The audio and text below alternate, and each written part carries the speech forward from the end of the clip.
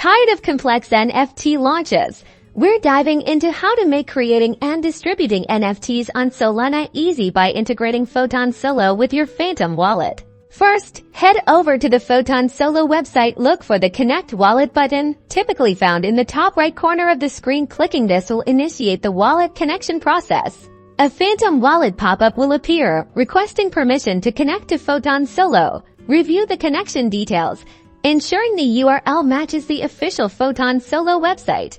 Now, press the Connect button within the Phantom wallet interface, granting Photon Solo access to your wallet. This allows Photon Solo to interact with your Solana account for NFT creation and distribution.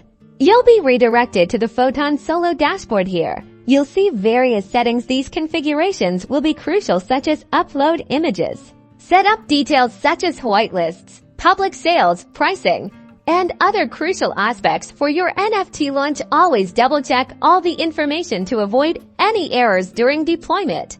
And that's it. You've successfully connected your Phantom wallet to Photon Solo, meaning you can now explore the easy test tools for launching your own Solana NFT project.